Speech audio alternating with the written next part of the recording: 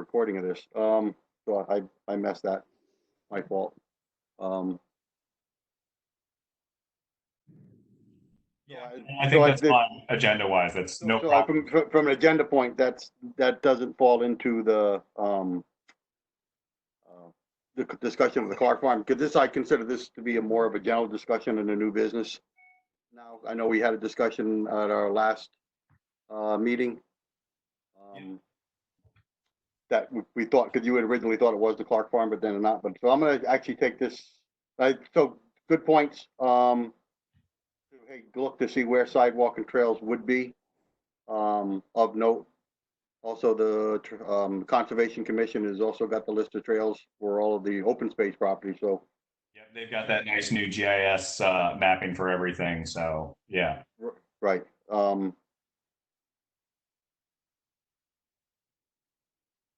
I'm thinking this on the new business. Good topic for new discussion on. You know, I agree from planning and zoning to look at where sidewalks and connectivity should go. I know several years ago there was a concerted effort between what was then the separate zoning and planning commissions at the time that tried to do something to that order. Going back 10 or more years ago, which also led to some of the sidewalks that we currently have that lead to nowhere. In particular, the sidewalks in front of the newer houses on Route 117, because the zoning regulations required sidewalks to be installed. There's sidewalks installed in front of two properties on Route 117 that are not connected to anything north or south of those two parcels. yeah. I mean, it's pretty common, you know, when we get new applications come in, and you know, the comment is always, you know, that sidewalk doesn't connect to anything, so we shouldn't build it.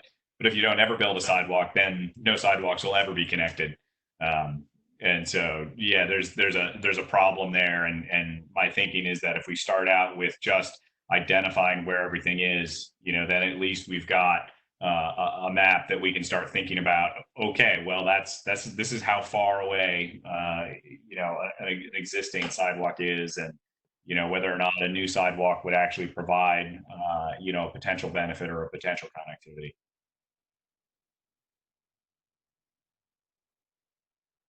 So, and I know that the idea of the sidewalk from the high school to Ledyard Center has been something that's been talked about several times over the last couple of years, actually, as part of the whole walkability and sustainment into Ledyard Center, to provide that access from the high school to Ledyard Center. To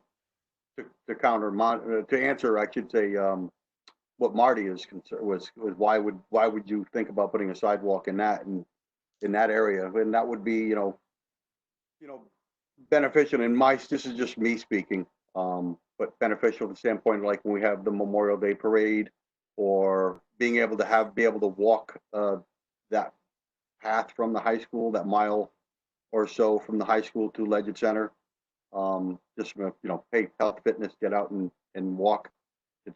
Makes it a more easyable, walkable than trying to, you know, dodge the traffic going down Colonel Ledyard Highway. For in this case it would, you know, facilitate students from getting to Ledyard Center to support businesses by being able to be, you know, walkable to that distance, such as Valentino's or Ming Moon, or potentially businesses that would go into the former Ledyard Center School.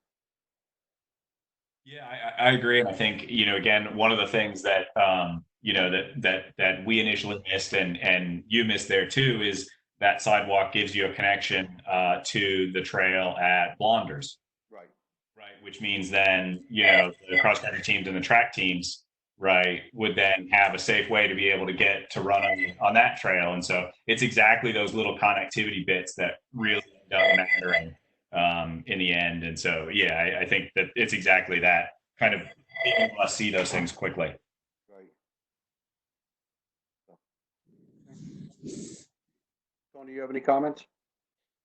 Not Not at the moment, but I guess my only question would be, are some of these sidewalks that go to nowhere, are these part of what was done in Ledyard Center through the grants, et cetera, where they just stopped at a certain point? No, and the sidewalks I'm talking about in particular are actually down farther south on Route 117. There's two new salt box style homes that were built probably about 10, 12 years ago. At the time, the zoning regulations required all new construction to have sidewalks or pay the town to not install the sidewalk. And in this case, that developer decided to install the sidewalks instead of paying for in lieu of. So that's why if you drive down Route 117, you'll see these two basically would be salt box houses. Yeah. That have sidewalks in front of them that don't continue to any of the properties to the north of them or south of them. Gotcha. Now, when the new Best Buy went in, I haven't even noticed, are there sidewalks on that property? I believe there are, Nate. On the best way? Yeah. The one at the end of Colonel Ledyard, the new one. Yeah, there is. Okay, so that's another section that doesn't connect to anything. Right. Okay. So that's actually one of the problem areas that would be addressed by the proposed high school to town center multi-use trail, because the big problem there actually is the intersection. So the crosswalk at the intersection is actually the problem spot there. So it's difficult to cross there. The signal in order to get the walk signal is buried in the ravine off the side of the road. So that's actually sort of the real problem in that area is that crosswalk. Right. Yeah, if I remember correctly, the one on the west side is behind the guardrail. Neither, yeah, it's There's no sidewalk to it, and it's behind the guardrail, or Yeah. actually the wire. I think if I remember correct, that's the wire and post. And I don't even think there's a crosswalk in that location either. If I remember right, there's no crosswalk. There is that you can stop the light, but I don't think there's any painted crosswalk. There's no painted crosswalk there, but there is a crosswalk button, and only on the west side. I think that's correct. Yeah. There's nothing on the east side in front of the Bill Library No. corner. So that's where the adjacent one would be if there was. So it's kind of an odd one where you do have one on the west side where there's no sidewalk. And it's, like I said, buried in the ravine behind obstacles. There's no lined out crosswalk.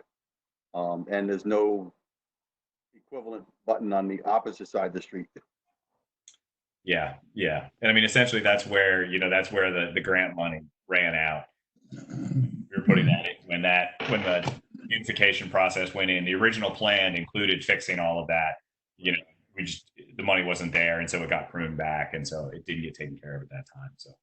So the sidewalks and crosswalks in that intersection, that's all DOT, right? Because of 117? It would all be, in this case here, yes.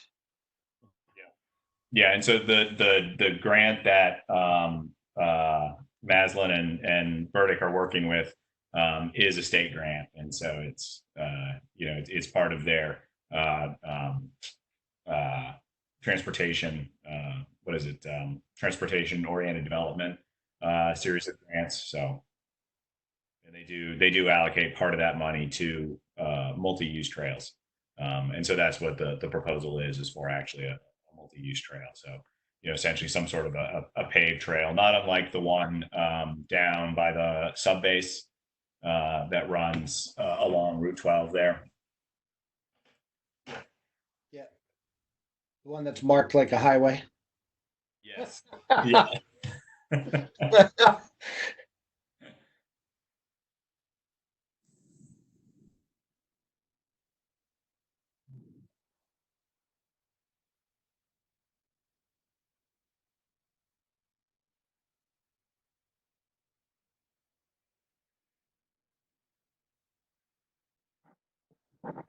Right. Liz says Support thing. Go ahead, Tony. Liz said she can't get on. She's had trouble all day and she's not able to join the meeting. Okay. So you're gonna, Nate, I'm gonna make the assumption that you're gonna do this in support of the grant application with Liz? Yep. So Yeah, that whole planning and zoning review of where sidewalks and trails exist in that kind of area, are you just gonna focus on a certain area or town-wide? Let me ask that question. We're going to try to do it townwide, and so we're going to propose it, or at least I'll propose it to the commission as an amendment to the POCD. Okay, Because right now there isn't anything in the POCD that we can use to directly support that grant application beyond sort of the generic claims we make about walkability okay. and town center and stuff.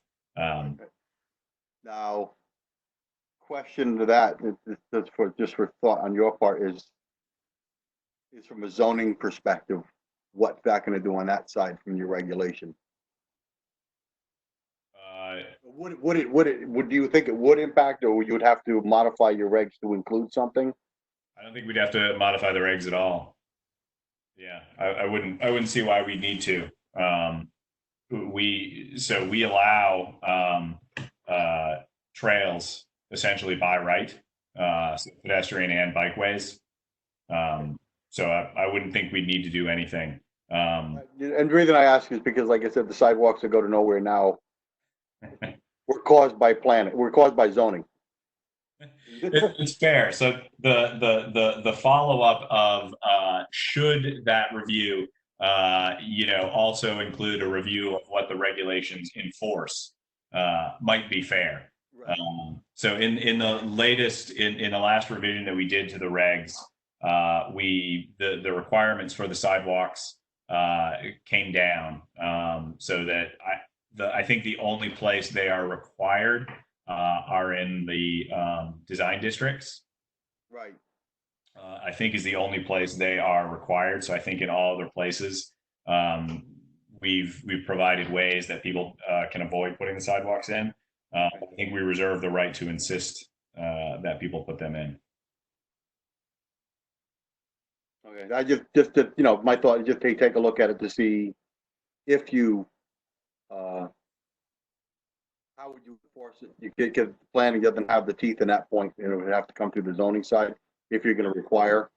In this case here, if it's a town grant going to put a sidewalk in, it's not, you're not putting the onus on the property owner, except for maintenance. Yeah, it's fair. It's something that I hadn't thought about much.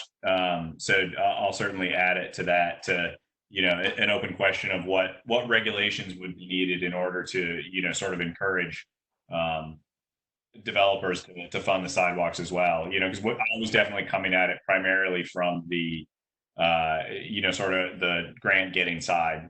When we want to connect something in, do we have the support to do it? But your point's just as valid. Right. So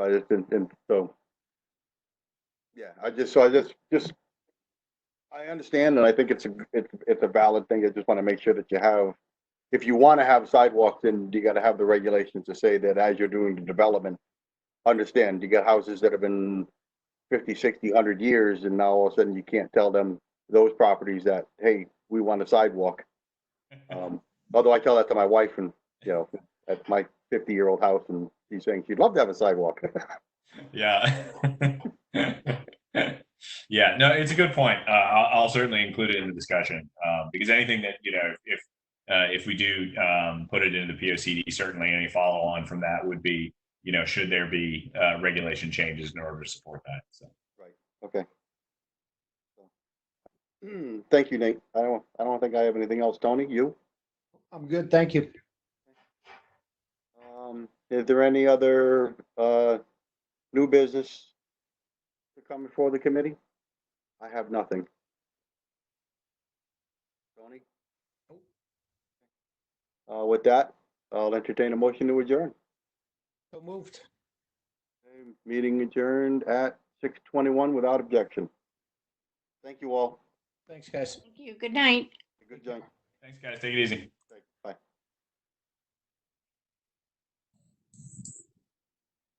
I'm gonna be careful. Wait until you get off to make sure